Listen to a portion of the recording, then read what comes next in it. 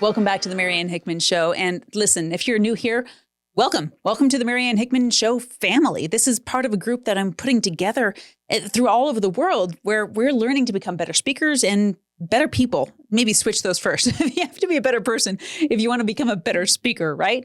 Today, oh my gosh, I'm so honored to bring you this amazing human being. This man has had documentaries made about him, multiple.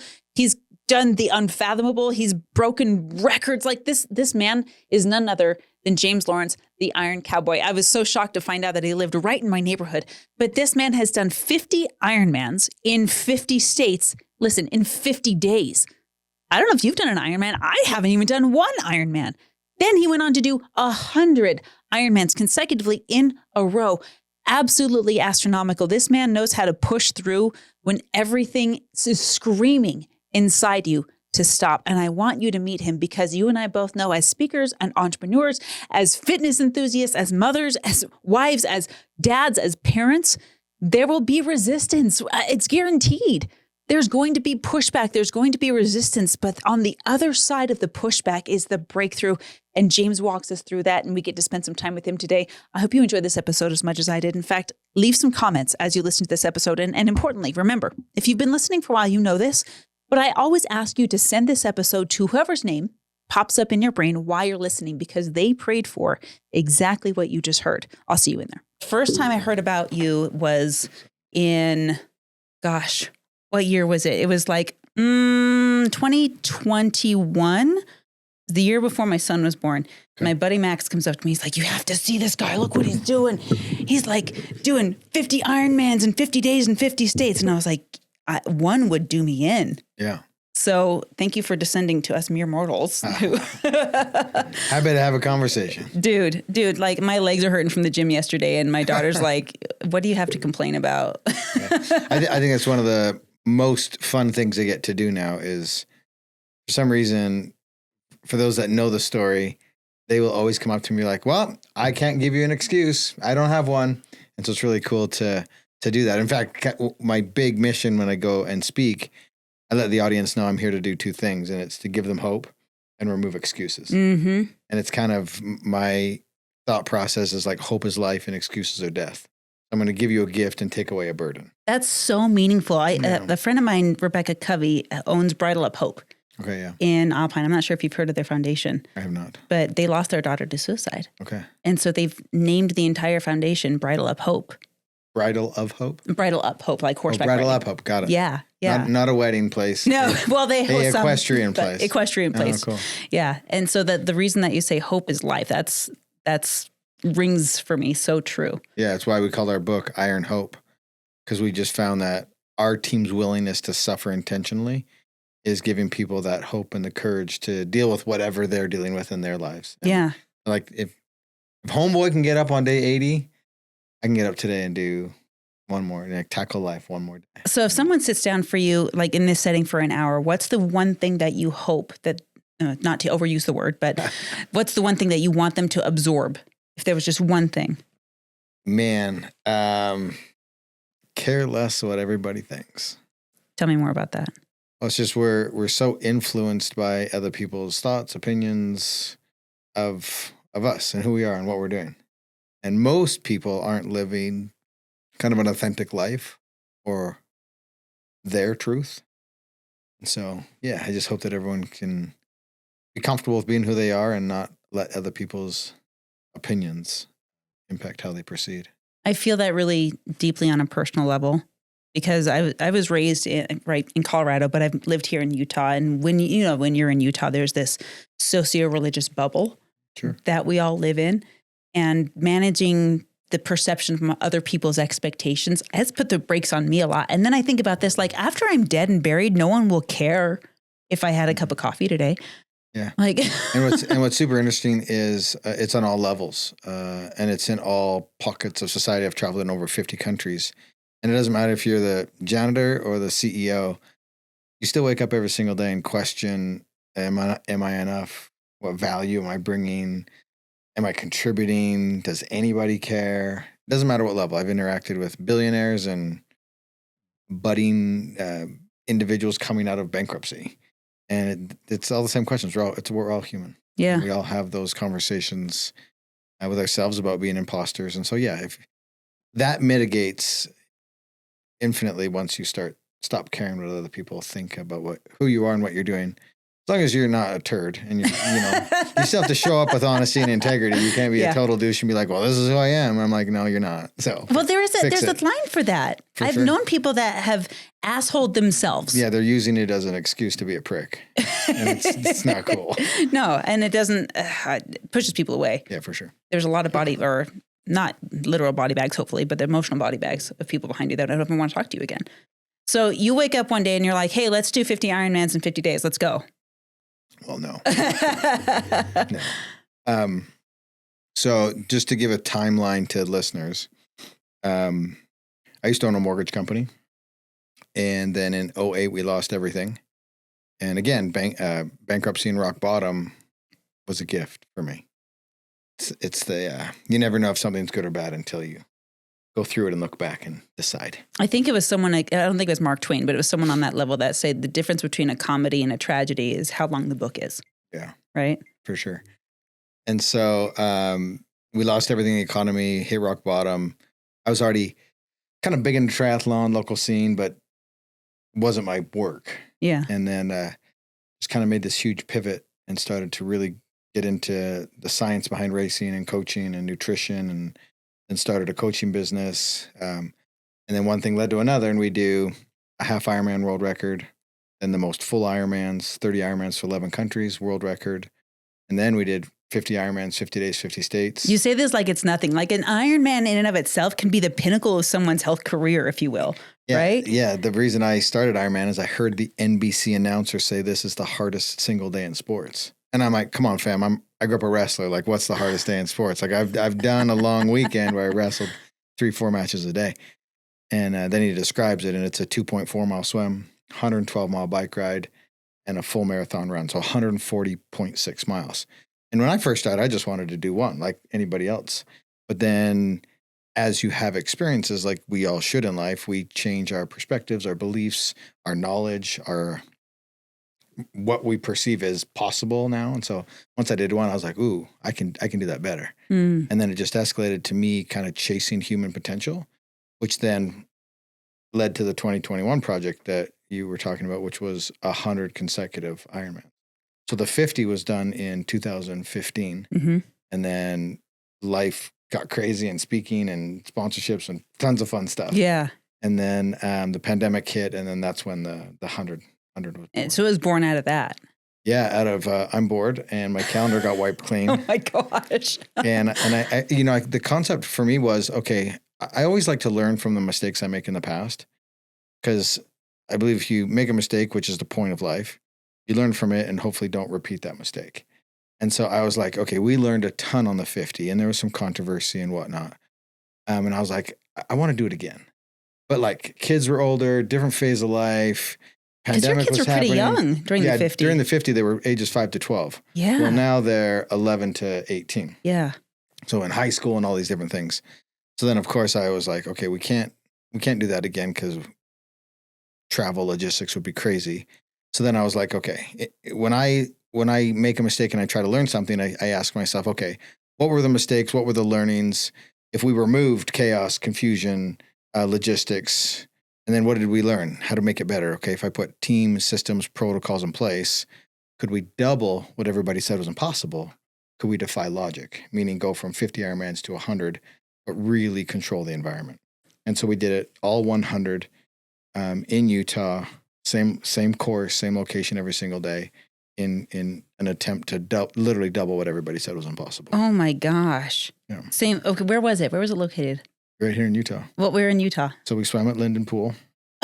right over here? Right over here. And then the bike course went up to Murdoch, left, down to Timpanogos, out around Utah Lake, back. And so then, I didn't realize I was sitting in the middle of it. And then the full marathon run was on Murdoch every day. Oh my gosh. Is Murdoch a full 26.2? You just mark it out. So you can, but that would take you kind of from mouth of the Canyon, Provo to Salt Lake. Yeah. We didn't want to displace ourselves. Yeah. Plus the point was to bring in community. Yeah. And people could do all aspects of the race with us. And so people were coming in and out. They would do 5K, they would do 10K, they would do half marathon because basically it was a T from my house. We'd go up to the trail, go out to the right, out to the left, back to the right, and back down to the finish line. Yep. And so it allowed people to participate and show up for a mile if they wanted to. And so it really, at the end of the entire campaign, it ended up being about, first we raised over $1 million for sex trafficking eradication. Amen. So that was Can I super just cool, preach to that? Yeah, it was a really cool project to do. Where was I going with that? Well, you asked the question.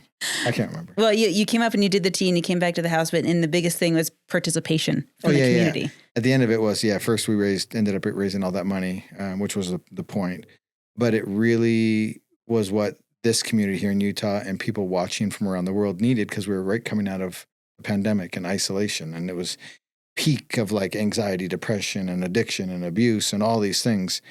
And for me, firsthand, getting a front row seat to that, I recognized at a super high level that we need each other. We need community. We need human connection. We need something to wake up and have purpose for, and hope, like we talked about, and all these things. And that's what the Conquer 100 ended up being, was thousands of messages that came in of people saying the hope that they've gained and the perspective that's changed, and them with a little bit more positivity in terms of going forward in their lives. And so it really ended up being this massive campaign about togetherness and community, which at the time it was so needed because we were just fresh coming out of the pandemic. Oh, I don't even think we're out yet in 21. Like that thing took 3 years to recover from. Oh yeah, for sure. So that was really the tail end where people were starting to go back outside again. Yeah. And so it was really, really cool because our entire thing was outside. Yeah.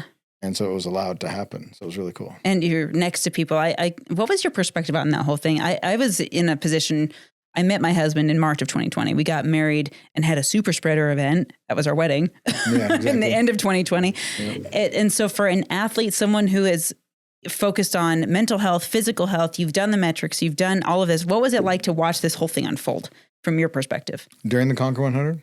During that overlapping with COVID, like what was that like for you? Yeah, to be honest with you, aside from the tragic side and the death of COVID, I loved it. I was not expecting you to say that. Tell me more. Yeah, I loved it.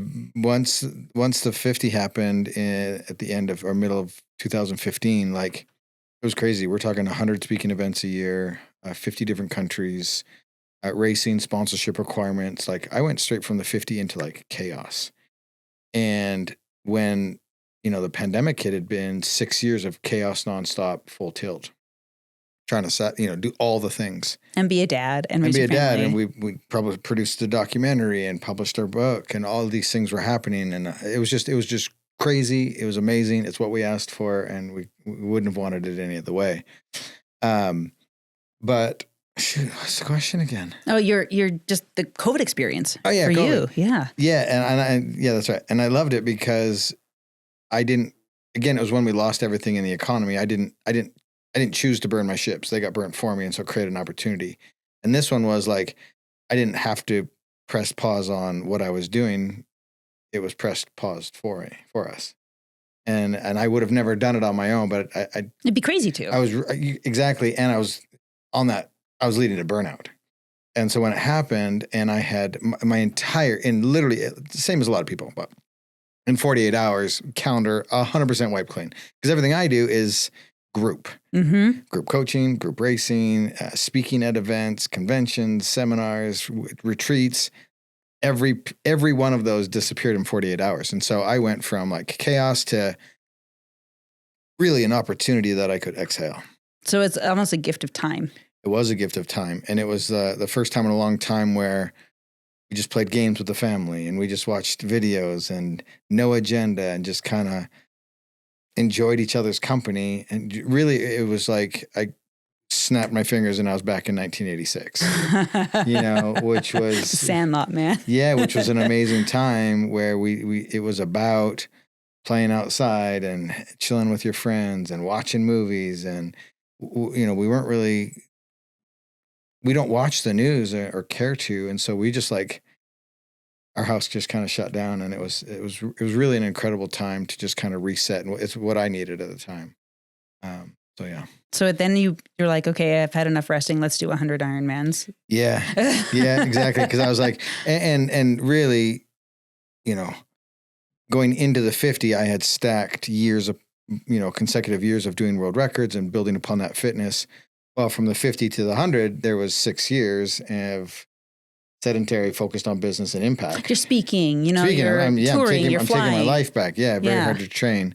And so I was in shape, but I was not in Conquer 100 shape. And, just based off of my past experience that I've had, I was like, okay, especially on the 50, I started the 50 and I got stronger throughout. We hit that tipping point, and then it was like the body. How many in were you? How many what? How many races in were you by the time you're like, okay, now I've hit my pace. I'm in my groove. 30. Oh. So a month. Yeah, Man. of suffering, figuring it out. The body, the bigger the change you're asking your body to do, and in my case, it was get to the point where you can do an Ironman a day becomes routine. Right. It takes a long time for everything to shift, but I got better. And so leading up to the 100, I was like, okay, from experience, I know I just have to start and I'm going to get better. The problem was we literally had a 4-month training camp to do, at the time, the largest endurance feat in sports history. Well, no one's ever done it, right? Yeah, Has anyone ever beaten this? Yeah. And so we were like doing something that has never been done. Yeah. And so I just thought, okay, I'll get better and stronger throughout this. And I got injured by day number 5 because the philosophy in training is in anything too, is you have to make like one kind of 1-3% increases over time. So you're not adding too much volume and workload. Mm-hmm. And I knew that. And so in training, I intentionally didn't do a lot of running, and a lot of my volume was in biking, which was smart so that I didn't get hurt in training. But then it also led to me getting hurt when I started. So 5 days in, I've got ankle injuries, stress fractures starting, and I'm staring down the barrel of 95 more to go, and I'm broken, right? And so that's why the 100 became such a gut check, because I literally did 95 Ironmans completely shredded and broken. That's David Goggins level stuff, man. Like, yeah, you and him, I'm sure you're besties. I've never met him. Oh, really? Yeah, that shocks me, dude. Yeah. He's an isolationist. Oh, really? Yeah, he kind of just really keeps himself. Oh, unless he's on stage. Sure. Yeah. So you're 95, like you said, staring down the barrel of 95, and you finish them. Like, the hardest thing I've ever done physically, other than giving birth, which is its own thing. We'll never compare anything to that. So I mean, but that, you guys win. It's not a competition. But I did a bikini. You're right. Competition. It's not. You win by a landslide. It's not a competition. The hardest, athletic thing other than that I've done is a bikini competition, right? Mm-hmm. And I will not a figure competition on stage. Yeah, fun. And it's not healthy. No. At all. It's stressful. It's a crazy culture, actually. Oh my gosh. I mean, it's a milestone I wanted to touch, but unlike the Ironman, when I first started doing it, I didn't say, oh, I want to do this again. Maybe for a little bit to see if I could get better, but then I came off peak week and my hormones were trashed and my body's like, bleh, and I'm like, that is not the picture of health. It looks healthy, but it's not. I don't want to do that again. But I didn't have to. I didn't commit to 100.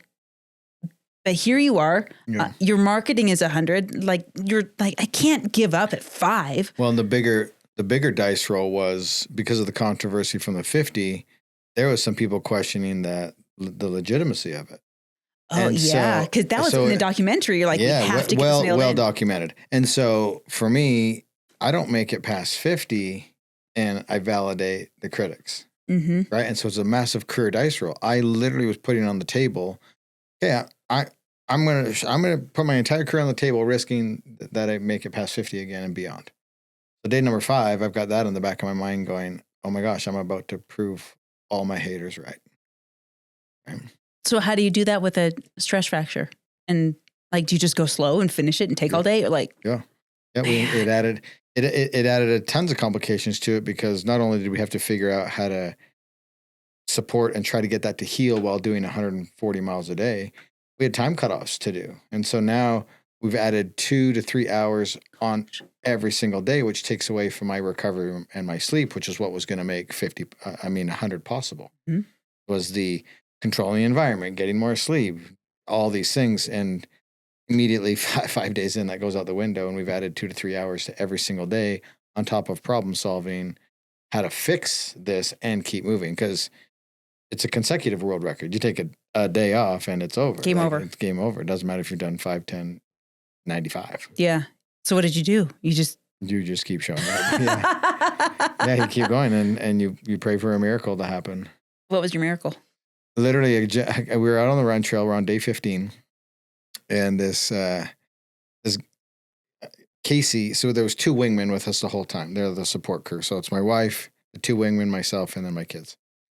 And so during the 50, the wingmen, they did everything. So drove the motorhome through the night and prepped and talked to the support, everything to do. Got your shoes. And so shoes, everything. Yeah, they did. I'll never everything. forget that part of the documentary, man. I'm like, oh no. I'll wear that hat, is what I said. And so then on the 100, when we weren't driving to state, and Casey's a phenomenal runner, like a 240 marathoner. And so he was like, I'll do all 100 marathons with you. And Aaron's a phenomenal biker, like world class. And so he's like, well, I'll do all 100 rides with you. And Casey was going to be my protector on the run, and Aaron was my protector on the bike. They were doing crowd control, and just because they know me and they're watching all my numbers and metrics and making sure I'm doing all my fueling right. So they were like, so you're talking internal protector of systems and external protector from 100%. They were everything to me. And then Sonny was the safety net above all of us, running all things, right? Especially for the 100. Remember to ask me about the feature film we're doing. Oh, yes. What was the question? What was your miracle? Oh, the miracle. Yeah. Yeah. So I'm on day 15. I'm out on the run trail. Casey's right beside me, and literally waiting for the step. My leg's going to break. Like, the pain is so high. The pressure is great. And I'm like, this is the public will, the public will not crucify me if I literally went until I broke my leg. So there's this subconscious thing that, like, if my leg breaks, I kind of have a legitimate out. Is that kind of rolling around in the back of your mind somewhere? Yep. And early on the journey, I was like, well, just get hit by a car, so then you have a legitimate excuse to stop, right? Because that's the bully conversation we have with ourselves. Is the bully wants you to try to figure out ways to get out of the situation that you're in, right? So for me, it was like, just get smoked by a car. That'll take you out. And I'm like, that might be a great idea. I won't have to get up tomorrow and do an Ironman, right? Okay, hold on. I want to focus on that for a second, because I've never heard anyone vocalize that the way that you just did. Okay. The internal bully. Yeah. That's kind of like, this is a legitimate out. It's your loophole creator. Yeah. Tell me why you picked bully. Well, let me ask you this. Does anybody talk to you the volume and the amount that you talk to yourself? Never. Would you be friends with someone that talked to you the way that you talk to yourself? Oh man, I've asked myself that question so many times. Exactly. Especially when I work for myself. Yeah. Would I work for a boss that treated me this way? Yep. Would I respond to a spouse if I did that way? Would I treat a kid that way if they, that whole scenario? So, the answer was obviously no. Yeah. And which means he's a bully. Right? And so the bully, or the adversary, or the devil, or the whatever it is, they're always trying to convince you to quit or take the path of least resistance or do whatever it is. And so bully is just, for me, a really good universal term that any audience understands and resonates with. And it's not divisive at all. Yeah. Wow. That's brilliant. Yeah. I want every young man. This is why I make my son my producer, so I can just like teach him all these things. And it's funny. Every time I speak and present, the parents come off the stage and like, we wish our kids would have been here to see. Yeah. I hear that. Send this to all your friends. Okay, let's get back to your miracle. I want to hear what happened. Yeah, so I'm on day 15 waiting for the step. My leg's going to break, and I lose the battle, and I black out from the pain and the pressure. Like on Murdoch Trail? Yeah, right on Murdoch. Casey's right there, and he catches me, right? And we're ready for this moment because we've had in-depth conversations. We've had a lot of experiences, and we understand that, again, we can't have two thoughts at the same time. Darkness can't exist in the presence of light, and so we have to shift how we're thinking in order to shift how we're feeling. And so when we're in those moments, our trigger is here we go. That's your keyword. That's your key phrase. Here we go. And when we say here we go, it's a total mind and body reset. We continue down the trail till we black out again and say here we go. Repeated that process over and over again till we cross the finish line that night. So now I'm at home. I'm there with Sonny, and I'm like, sweetheart, I can't manage that level of pain for 85 more days. And she's like, I just need you to do one thing. I'm like, what? And she's like, I just need you to show up tomorrow because we have no idea when the next miracle is going to happen.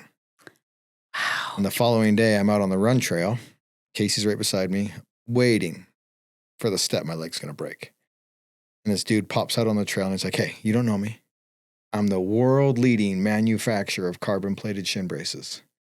If you put these on, it'll offload your shins, allow you to continue, not fast, but continue, and give your body a chance to heal while doing that.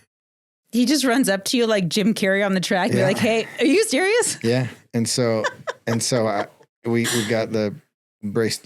A lot of sequences and things happen after that. And there was a friend that talked to a friend that knew this doctor that did this thing. And so there was a whole thing working behind us. And it was interesting because, I kind of was like, you live on the trail. I've been dying for 15 days. And he goes, we were just praying you'd show up one more day. We've been getting them ready for you. No kidding. Yeah. That is so profound. Isn't that crazy? Like that's a whole life lesson in and of itself for the people that are getting ready for you. Yeah. And if you don't show up, they can't. They can't help or serve you. Wow. And so that changed the entire dynamic of it, and it allowed me to continue. We ended up breaking our own world record to perfection, silencing every critic, and then just, had to figure out how to get through the next 50 days again. So what's not in the documentary that you wish people would know? Not the upcoming one. We'll talk about that in a second. But in the documentary I think it's on Amazon. There's two. Yeah. There's two on Amazon Prime. One about the 50 and one about the 100. Yeah, yeah. Which one are you referencing? The 50. What's not in the 50 that you wish people knew? Oh, man. The 50 to me, I love it, but I wish, I think they missed the mark in terms of and I understand why they do it, but it missed out on the community, the service, the happiness, the joy that we experienced along the way. It was really focused on the negative moments, the controvery. That's what makes news, right? I know, and I hate that. And so when we did the 100, we got all the footage and I handed it off to the producer and I was like, look, this has to be about grit and toughness. I know you'll nail that. You have to emphasize family and community.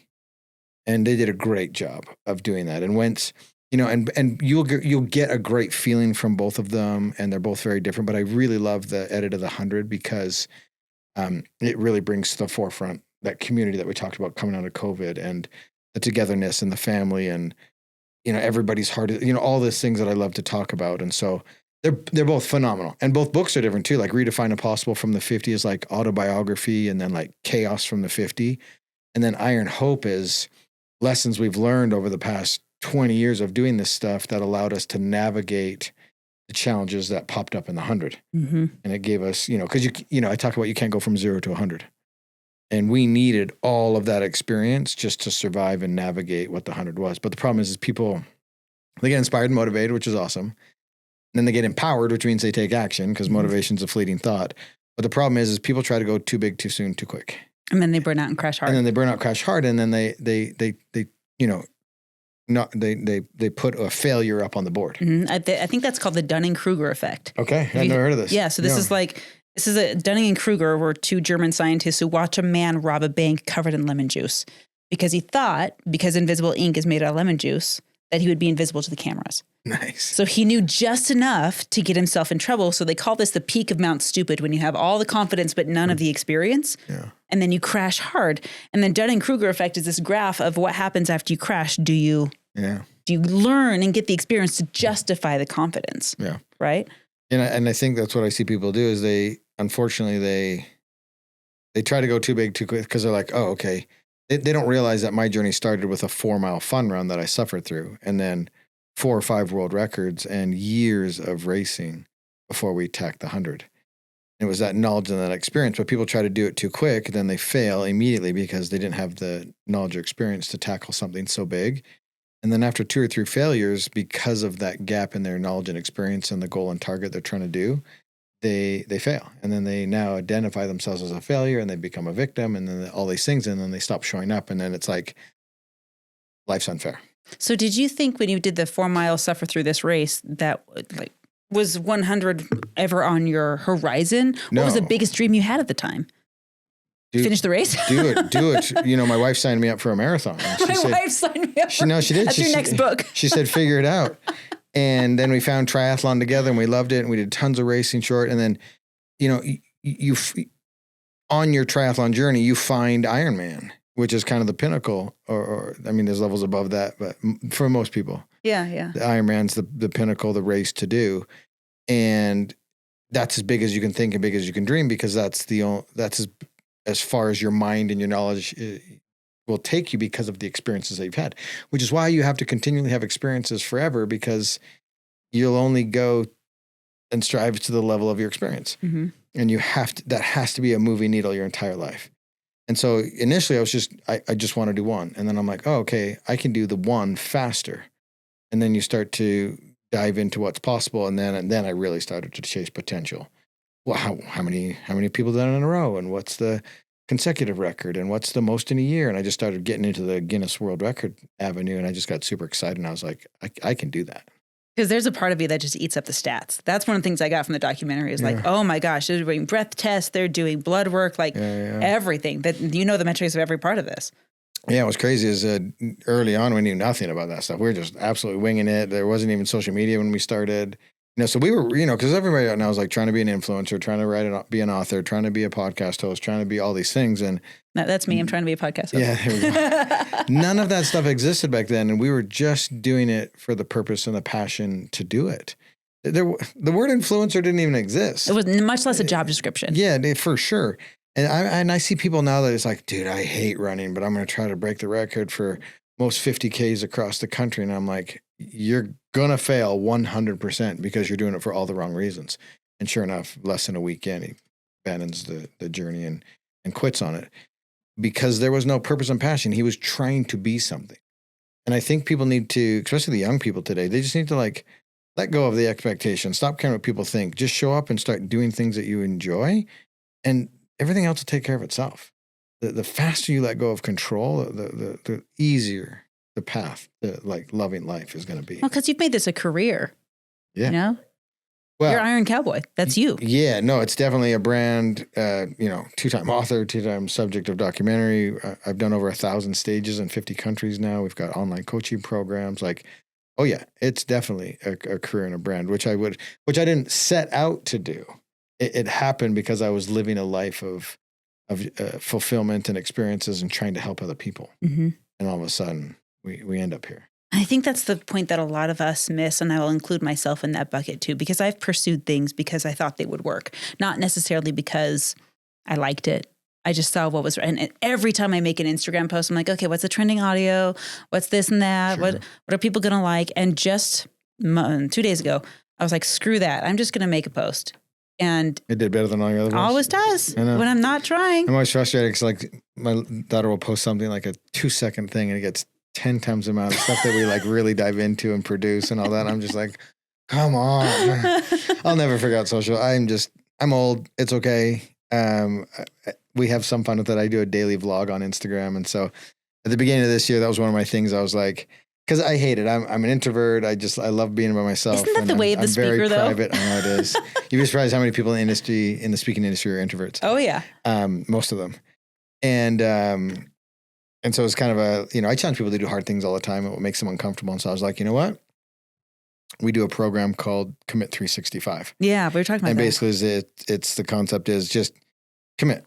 Do the right things for 365 days, 1 year. Do the things you've always said you've wanted to do, but have never done it. So this is not like a health challenge. This is what have you been putting off? Get your life in order challenge and organize things and give yourself systems and protocols and develop discipline, all these things.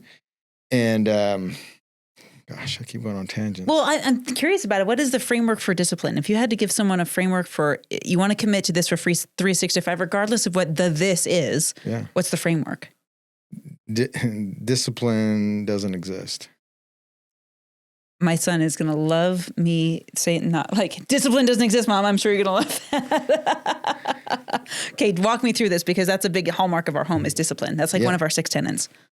So how many people do you come across that would be like, oh man, I wish I could do better with my eating, but I'm not very disciplined.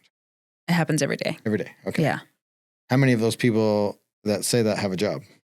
Most of them. Yep. How many of them show up to their job every single day? Most of them. How many of them do their assignments and do the required tasks to not get fired? Yeah, they make sure those boxes get checked. Yeah, for sure. So they have discipline. They're just not applying it.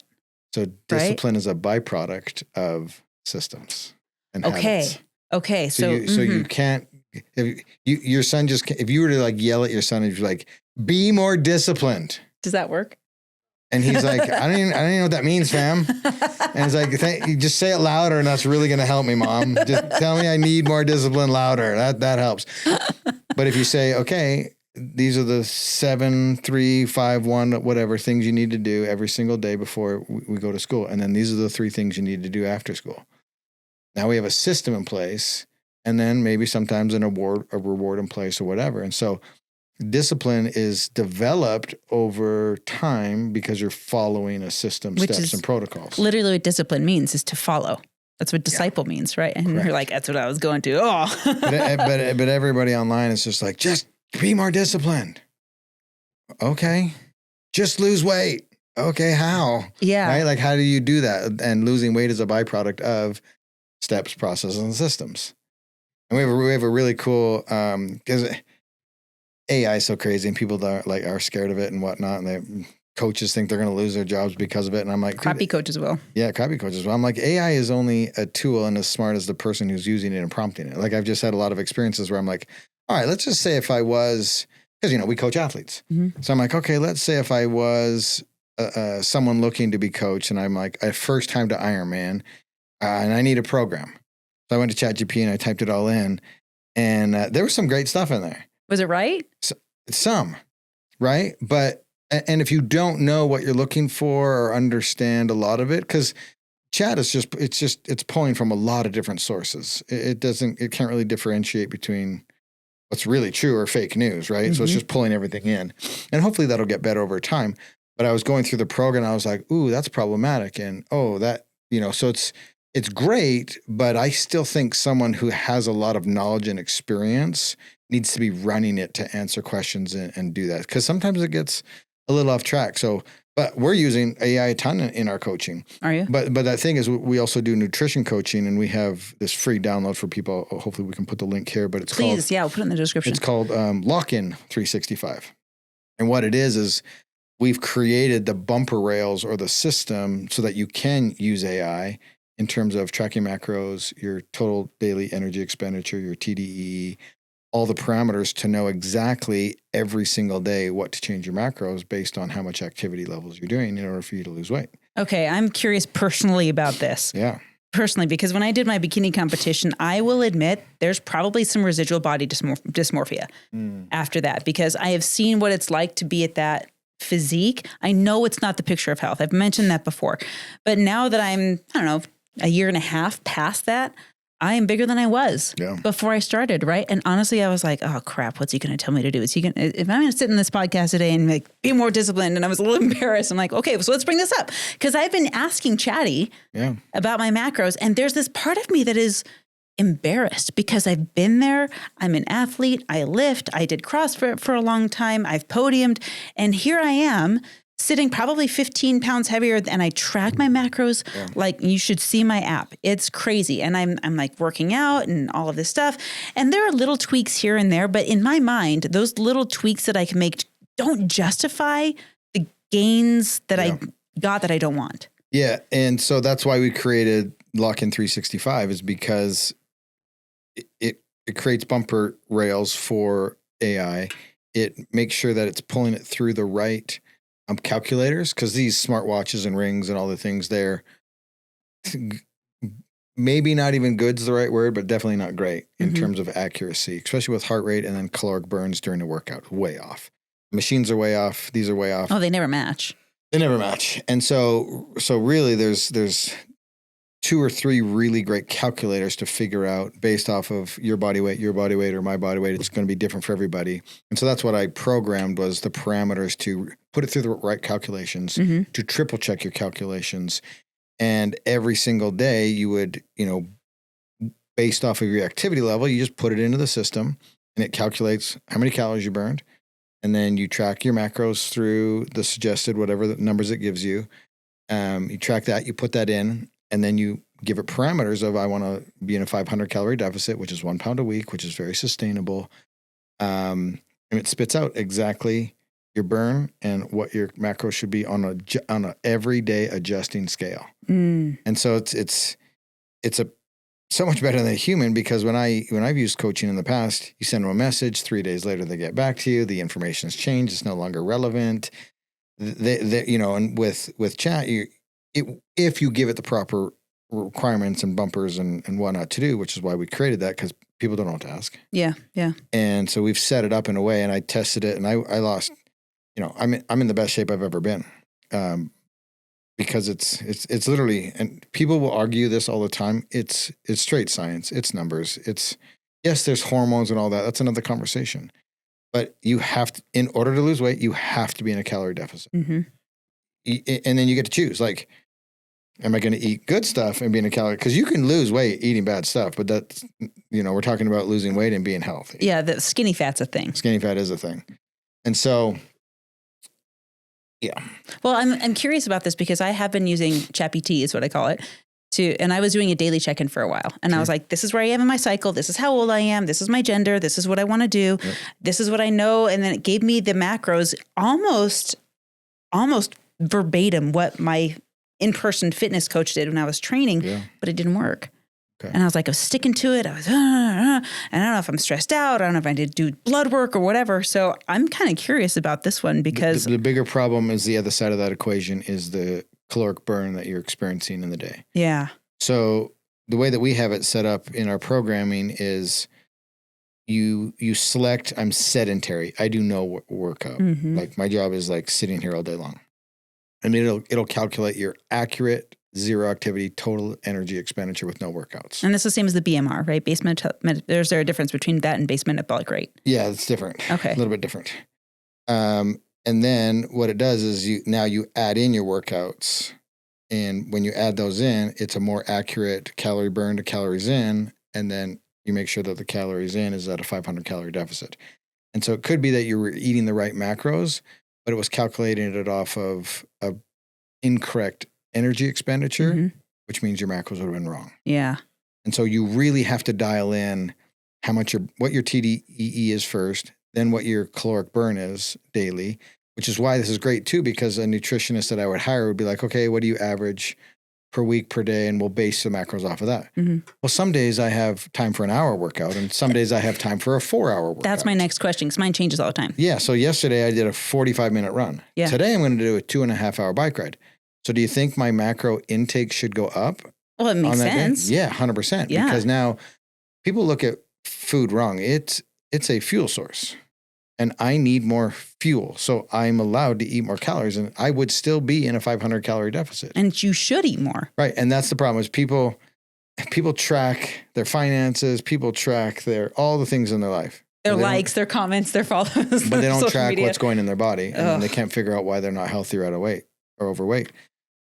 And I always get pushback too. It's like, I don't want to be thinking about food all the time. Guess what, fam? You're already thinking about food all the time. So you might as well think about it so that it benefits you. Like, I don't want food controlling me. Food controls you all day long. That's why you're fat. Holy cow. That's a bomb. So you're either going to think about food and it's going to be negative for you, or you're going to think about food and use it as a superpower and heal yourself. You can't do that without tracking and knowing exactly what you're putting in your body and what caloric burn you're doing every single day. You're guessing. You're absolutely guessing. But anybody that's financially responsible, you guessing at the day you can retire and the amount of money that you need? No, it's like an equation. It's an equation. Yeah. And we don't treat our health the same way. And it's the reason there's a massive obesity epidemic in this country and globally. Globally, yeah. And I think there's more to the obesity epidemic than negligence of macros. It's also intake of toxins. It's also ignorance about portion control. United States is completely out of control on that. The nutrient density of your food. Yep. You know, my most viral reel, which was one I made 2 years ago, wasn't trying to go viral. I pulled out I pulled out a crumble cookie, and I pulled out 6.1 bananas because they were the same calorically. And like I had my husband, I'm like, these are the same calorically. And he just grabs the cookie and walks away. But to get the same, like the 6.1 bananas would make you puke. You could be really full. I always compare macros and nutrition to finances. Every single, like when you're tracking macros, every single day, you get to choose how you spend your economy. So let's say I give you $2,000 every single day. You get to choose how you spend your $2,000. If I give you 2,000 calories and energy to use every day, you get to decide if you're going to do it all in one meal, in 5 small meals, and you get to decide how you spend your credits, right? And I can look at that and go, man, that small amount, because of how it's prepared and what it is 1,000 calories. But I could eat that entire plate of nutrient-dense food and like really feel myself, and I'm going to feel better too. And then I'm going to not be starving, because that's the biggest complaint that people have is like, I'm in a calorie deficit, but I'm starving. I'm in a calorie deficit. I'm not starving. I just recently lost 22 pounds. And I'm not starving because I was eating food that was fueling me. I wasn't eating empty type calories or just like filler categories or like massively small quantity, size portion, and large calorie density. That's when you get into problems. And so you've got to try to eat larger volume food that's lower in calories so that you feel more satiated. Yeah, I tell my husband to eat a salad. I'm not hungry all the time, and I've been in a calorie deficit for the past 3-4 months. Man, anyone would look at your social and be like, how on earth is he doing a calorie deficit? Where's the weight coming from? Seriously, dude. We've all got it hidden places, you know what I mean? I just had it real well right in here. I have 5 more to go. Shoot, man. Mine's all about muscle build. I want to build bulk. And here's the reason. I was at Vasa the other day, and I watched this girl on the treadmill, and I watched this guy walk around her, and he was raking her up and down. It pissed me off. I almost walked up to him and like, what the hell are you doing here? And I was kind of mad at her too, because she was buried in her phone and didn't even know. Yeah. Right. So my protector vibes are up, and I was like lasered in on him. He even caught me staring at him, and I gave him the dirtiest look. He ended up leaving without a word being said. So thank goodness. But that made me so fired up and angry. And I was like, I'm going to be the jackedest 5'2" girl around, and no one's going to mess with me. You're like offended for her. And then you're like, well, why isn't he looking at me? I really felt the double standard coming hard there. Yeah. The realization of, wait a minute, he's not looking at me, but he's not supposed to be looking at her. I know, right? Well, I did feel better because one lady asked me how to do a movement. And I was like, it must look good enough that someone's asking me for help. But that's my goal, is to build muscle. One, so that if there was an emergency, I could carry my son as far as I needed to, or run as fast as I needed to catch something. Or I want agility. I want speed. I want bulk. All the good stuff. Yeah, it's crazy. I speak in tons of conventions and airports, and mobility is a huge, huge problem. Strength. Most people can't do like 10 push-ups. Most people can't do a 1-minute bar hang. Most people can't do a pull-up. And you talk about a problematic society when like things get real or in trouble and an emergency happens, like who's going to help people? Yeah. You know what I mean? Who's going to help people? And there's tons of science. I'm not a scientist. I'm not quoting anything, but there's a correlation between just my understanding is from quad strength to longevity in life. No kidding. And just isolated in that muscle group. In quads, but your entire muscle, mobility and strength, irrefutable evidence and science that you live longer once you have a strength training background. Yeah. Well, and especially for women. It surprises me sometimes. I have a family member who's in the fire department. And he said if someone is over 500 pounds, the risk of life in extracting them is greater than they're allowed. They're actually instructed, if they're over 500 pounds, you can't save them. That costs 4 firefighters' lives to save that one person who got there on purpose. It just blew me away. Yeah, I feel really bad for individuals that are struggling with weight, because they're just living in bondage, and it just is a sign that something else is sad or wrong in their lives, and they don't know how to address it. And so I just have a lot of empathy and compassion for individuals who are living in that kind of bondage. It's sad. It's a mental trap. Yeah, for sure. What was your question, bro? Oh yeah, absolutely. I want to hear. Okay, thank you, producer. The movie coming up. Tell me about that. What's going on with that? Yeah, so it's in the works, not done yet, but we wrote a screenplay. Is this a drama? Hollywood feature film, actors type things. Every time I speak, everyone's like, can we talk to your wife?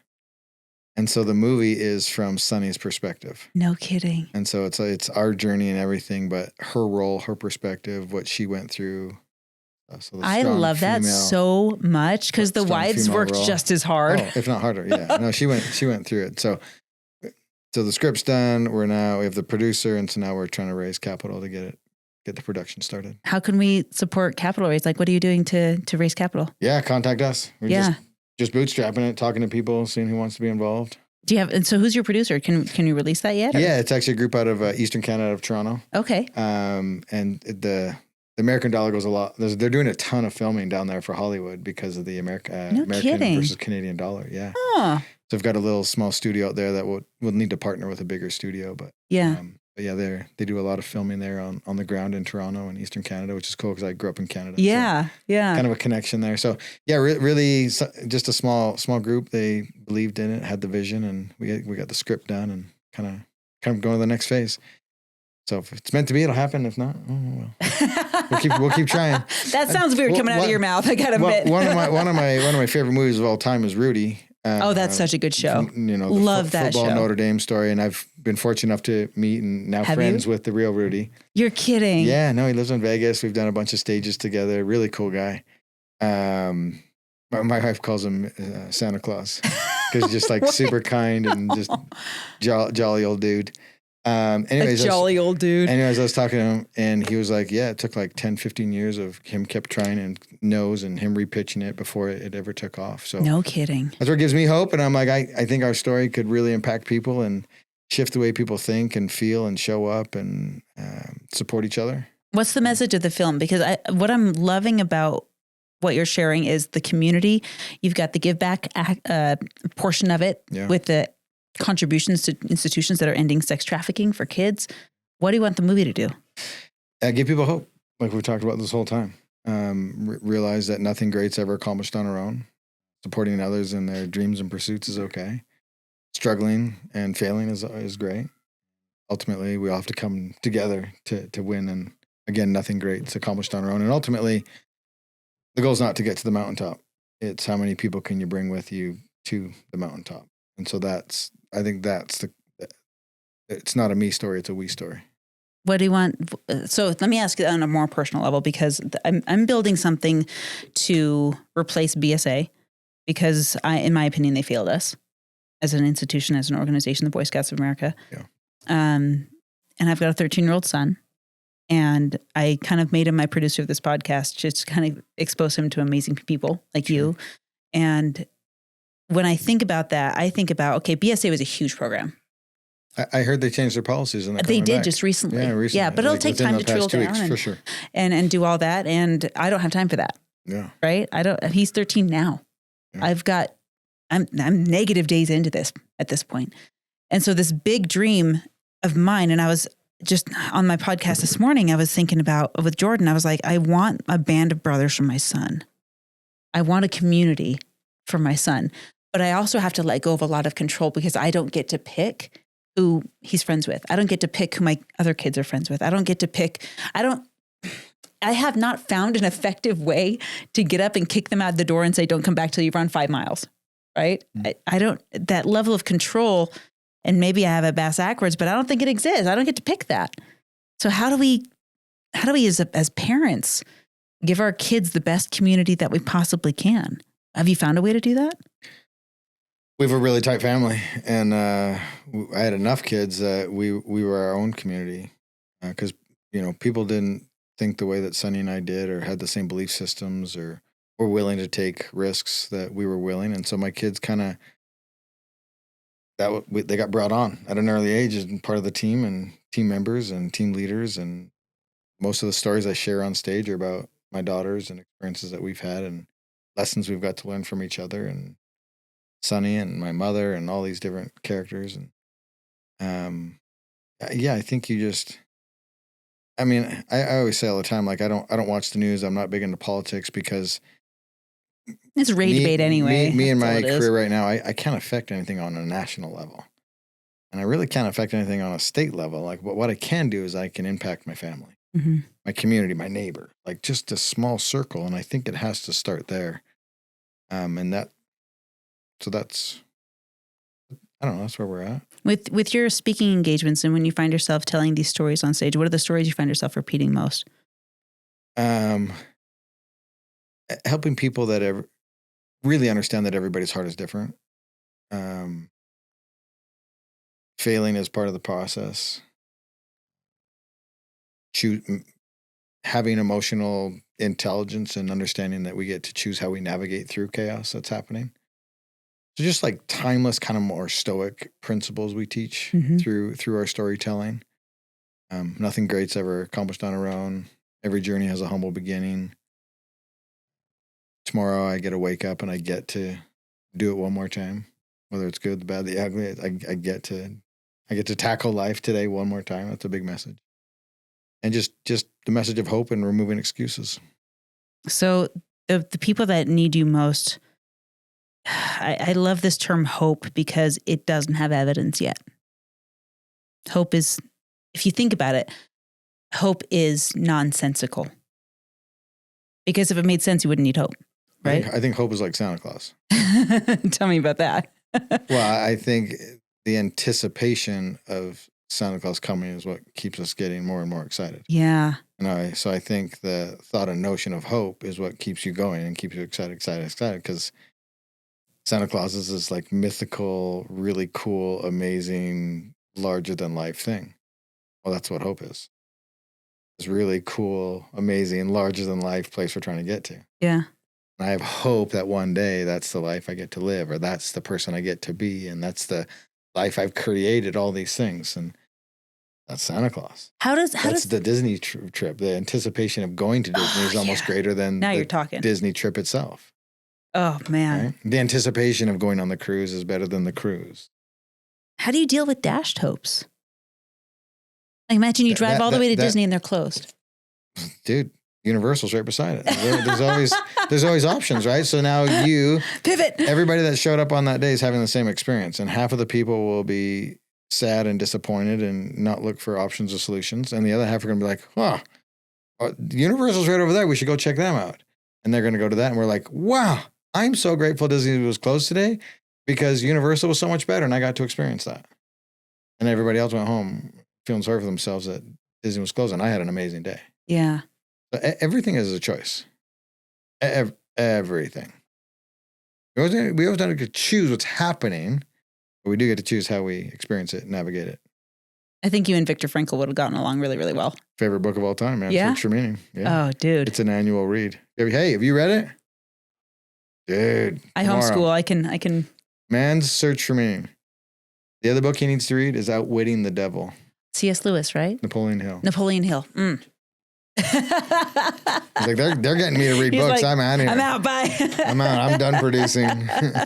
So, okay. Outwitting the Devil, Man's Search for Meaning. I loved that one. Yeah. And the reason, that's what I was actually thinking about when you said hope is like Santa Claus, because he mentioned in the concentration camps where he was experiencing life at the time. You could tell the moment somebody lost hope. Exactly. Because they died. Within hours, you could predict. Yeah. And some people placed hope on a deadline. They said, we'll be free by Christmas. And when Christmas came and they weren't free, there was this choice. And he said they lost hope because it didn't meet their deadline. Guess what time of year the highest amount of senior citizen deaths is? Is it Christmas time? Close. Right after Christmas. New Year's? Right after Christmas. Like that little gap between Christmas and... Really? Because they're like, I just want to make it one more Christmas. And then that's it. Then they have the Christmas and they're like, I'm good, I can go. Highest number of recorded deaths for old people is the week between Christmas and New Year's. That happened last year. Or the week right after Christmas, or the week right after New Year's, because they're like, I just want one more New Year's Eve. And never notice how many deaths are right after someone turns 90. Yeah. 2 days after their birthday. Just want to make it to my last birthday. That's by design in a way, right? Yeah, you got it. They're calling it to be. Yeah. Yeah, that's manifesting. My grandmother did that. She made these beautiful crocheted tapestries, and she died 6 months after I was born because she just finished mine. Yeah. I never knew her, but she said, I want to finish hers, and then that was it. Yeah. And she passed away shortly thereafter. And also notice a lot of spouses die right after their spouse dies. Oh, man. Because they're holding on just for that person. Man. fascinating. All these things, how powerful the mind is in the universe and the connection, and it's cool. So this big, hairy, audacious goal that you mentioned always to have one in front of you. You've done your 50, you've done your 100. What's the next one? I won't say. What? Right. Can I have a piece of it? No, you can't. No? It's in March 2027. So a year from now. 1 year from now. I'll have you back on the podcast and you'll be able to tell me what it was. I'll be gone the entire month of March, so we'll do it in April. Okay. What's next for me is that, we talked earlier about do what you love and focus on other things and as many people as you can help, and the money will come. And so for me, it's trying to help change 1 million minds. And I know you're going to measure this. Well, that's the problem is there's no way How do you to measure that? Yeah, because of the ripple effect, which means I have no knowledge if I'm there or not, which means I'll continue to try because it's impossible to measure. Yeah. And so what's next for me is helping people understand and go after their version of what we did. And that's why we did the Conquer 365, is to help people understand, okay, what is my purpose and passion? Who am I? And what really are my belief systems? And then now how do I shape them? And how do I get to where I'm trying to go, right? Most people, New Year's comes around, everybody knows what they want and the goals they want, if they're lucky, that's going to decline. It is. But for those that do know what they want, those other people, they don't have hope. So the ones that have hope, that are setting goals, they know what they want. They don't know what they're willing to sacrifice. Because it's a trade. You have to make room for it. Yeah, you have. People do the same things every year over and over, and they never accomplish their goals. And so we're like, commit for 365.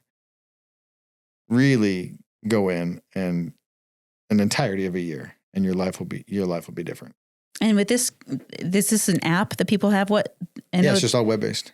Okay, so there's a community around this too. Yep, so there's a community behind it. So every week you get released new videos and things and tasks to do that take you through this process, and then there's a community where people are vibing and asking questions and doing their own things. I love what you said before. Screw 75 hard. That's easy. I love Andy, but my point is you're not going to change your life in 75 days. But what's cool about the 75 hard program? There is a year-long program. Is there? Yeah, there's actually 3 phases after the original phase. Oh, so it's just your gateway drug. It is, yeah. Yeah, they're good. They're good at that. I'm friends with Andy, and it was, he's a good guy. Great guy, really cool program. It's really impacting a lot of people, but it's the more important thing is what you do on day 76. Mel Robbins says the same thing. Because most people will do something, get really excited about a program, hit the target, and then fall back. Yeah. And there has to be a continual process through this. In fact, the point in life is to get better and better, right? And you see on social media, become the ultimate version of who you are. I'm like, it's so flowery and ethereal. Yeah, and so I'm like, okay, if that's the case, I'm chasing an avatar of myself. And then I was like, I'm never going to catch them. Because as I change and evolve, the avatar changes. You're chasing perpetually because they're running too. Correct. And so to my point of me not knowing the ripple effect that I'm going to have, if you're in constant pursuit of the ultimate version of yourself, then everything takes care of itself. And now my goal is I want to get to the finish line right behind them, having never caught them, and just say thank you for pushing me every single day to try to get you. What a cool visual. Yeah. I can see him. I don't got him yet. I'll get him. I love the idea of 1 million lives changed, because you're right, that's hard to track. I did kind of an experiment with God one time, and I was like, I want to know if I'm on the right track. I know what that's a dangerous question. It's so dangerous, but I created, as ballsy as this was, to create parameters for God. And I was like, I just want to do an experiment for 30 days. And I didn't tell anyone I was doing it because it would break the experiment. And I said, I just want evidence. Can you just let me know for the next 30 days if I'm on the right track through other people? And I will count it as a tally mark if I'm either verbally told a thank you from someone, or if I get a note or an online social media message or a card in the mail or some kind of tangible, I can tell that this happened. And as many of those that I get, I'll just mark them every day. And that will tell me, between you and me, God, nobody else knows, that I'm on the right track because I'm helping the people. Yeah. I'm helping the people I want to help. And that's why I started that little card wall. And this wasn't part of that experiment, but for 30 days, I counted them. I got 38 tash marks on my little experiment to say, am I on the right track? Am I getting feedback? And I like to think that I helped more people than I heard back from. Oh, you always do. But it wasn't for me at that point as far as like, I don't need the ego boost. I just need to know if what I'm doing is working. Yeah. And I don't want to count social media likes or whatever. I want to count real people. Early in our journey, Sonny and I just kept looking at each other being like, what are we doing? I'm sure you had more than one of those times. Yeah, over and over again. And Sonny just kept saying, I don't know why we're doing this, but I know this is exactly what we're supposed to be doing. And we let go of control and we just kept showing up. And it even took longer than we thought it would take for it to get the results or to see the reasons why we were doing it. But to your point, it's like you let go of control and you just focus on inputs. So to the coaches that are listening to it, I work with a lot of coaches, a lot of speakers. And most of the time, it's someone who has excelled in their craft, and now they know that they need to speak as a part of that. I don't really work well with people who want the limelight of speaking itself just for speaking's sake, because there's no substance there. But for the people that are coaches or they feel called to become coaches because people keep asking them because they have the results, they have this big, hairy, audacious goal that they're dreaming. And when you mentioned do what you love and the money will follow, that sounds all well and good until you can't buy groceries. What would you tell those people? Yeah. Early in the show, I said, don't burn your ships. And my ships were burned for me. And I really do. I hate that advice of burn your ships because then you're going to be committed and go all in. Well, no, that's going to create a level of desperation because entrepreneurship is one of the hardest paths people will ever take. And things will take infinitely longer than you think they will, no matter how positive you want to be. And it takes a larger bankroll than you think. And once that bankroll starts to run out, you start to make desperate decisions. Which never yield good results in my experience. Never yield results. And so you chase the dream on either side of a job that's putting that food on your table. And I don't care what age you're at, like especially this young generation who's, unwilling to work. Don't burn your ships. Get a job that supports you. And you don't have to love that job. And you chase your purpose and your passions outside of it until it replaces a job. And y'all, it's okay to just have a job and do your passions on the outside. Because some people may find out that when their passion income replaces their normal income, it's not a passion anymore. That's happened to me. Yeah. I was a photographer and I killed my passion because of it. Killed your passion. And so I'm like, dude, if you have a job that maybe it's not your dream, but it's like paying the bills and you've got some stability and it allows you to live a lifestyle and do the things that you are passionate about, dude, that's okay too. Not everybody needs to be an entrepreneur. Not everybody it takes every type of person to make this world go round. And we need all of them, right? And so, man, sometimes my rule number one is don't burn your ships. And you chase your dreams on the other side. Now, we got put in a situation where we were bombed. Yeah. We didn't burn our own ships. Well, and yet another reason to not burn your own ships because it'll probably happen for you one of these days. Yeah, exactly. Yeah, if you've got a big dream, you're gonna crash and burn the ships anyways. And so, yeah, just really plan. You have to have some stability, but yeah, you definitely have to take risks and go after it and go out there. But don't burn your ships, man. Yeah. There's definitely two sides of that argument. I'm on the one of don't burn them. Mm-hmm. What would your wife say if she was on the show today? I'm just watching your marriage from a distance with so much admiration.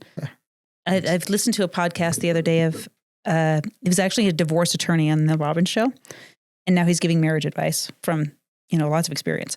And he said, well, we know that 50% of marriages fail, but what about that other 50%? That other 50% is not a thriving, happy marriage every time. Some of them are just staying together for the kids, and you take that percentage out. And some of them are just staying together for any other reason other than they love each other. And then you have what's left over is this small percentage of people who are married and enjoying it and having a great time. And from what I see and from the distance that I am from observing this relationship that you have, I see that. Yeah. And that's exceptionally extraordinary because you picked a lifelong partner. You picked a lifelong teammate in that person. That amazing woman is there to have your back, there to cheer you on when you're about to break your leg. She says, one more day. What marriage advice? And I know this isn't always the coaching that you do, but the people that are looking to get married or the people that aren't married, what would you advise about their relationships? Marriage is hard and divorce is hard. being skinny is hard and being fat is hard. Being Choose your fit is hard. Yeah, being broke is hard. Being rich is hard. Yeah. Like they all have different challenges, and so you get to choose your hard, and which path you want to do. But don't think that this marriage is hard. My next one will be easy and all bells and whistles, because no marriage is like that. Even the ones that are going great, there's peaks and valleys and learning and growing, because you're dealing with two individuals and two people, and especially if it's your second marriage and you've got baggage and other kids and ex-partners and all those things, is like, yeah, that's infinitely harder. And I always joke, I always say, like, look, all women are crazy. The hot, crazy matrix is a thing. Yeah, As a woman, I will agree with you. All women are crazy. And I'm like, I'm comfortable with Sonny's crazy. Like, I know Sonny's crazy. I couldn't imagine going back and learning somebody's new crazy. that would be so much work, and I don't want to do that. And so if we can all just understand that all people are crazy, men and women, and if you're cool with managing your spouse is crazy, dude, that's going to be infinitely easier than starting over and trying to learn somebody else is crazy and their ex is crazy and their kids is crazy. And no, thank you.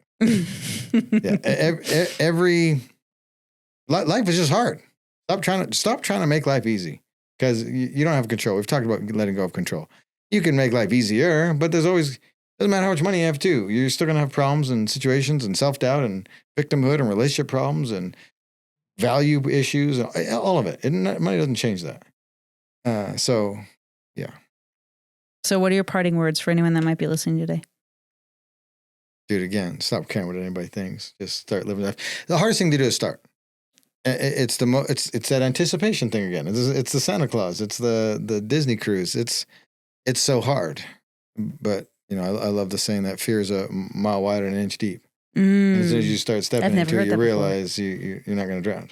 It's just big, but it's not deep. It's Yeah. going to hurt me. And you just have to start navigating it. And over time, you learn and knowledge and make mistakes and apply them. And all of a sudden, you're not the beginner anymore. You've got some experience and momentum. And you just start. Starting's literally the hardest thing. And then once you start, you're like, oh, I can't believe I waited so long to start. This is amazing. That's always the case. So we're going to post all the links for the documentary and for where do people join the 365 challenge? Yeah, Commit 365. It's on ironcowboy.com. Okay, so we'll put that in the show notes as well. And I want to have you back on a year from now in April. Okay. And see what this big mysterious thing is that you're working on. Ask you about it then. Okay. But thank you for being here. Thanks for taking the time to come visit and be on the show, and for blessing my life and my son's life and all of your lives that are listening here. Thank you for being here on the Marianne Hickman Show. And listen, subscribe now. You don't want to miss this stuff. We've got such amazing content for you. This is a perfect example of it today. We'll see you in the next episode.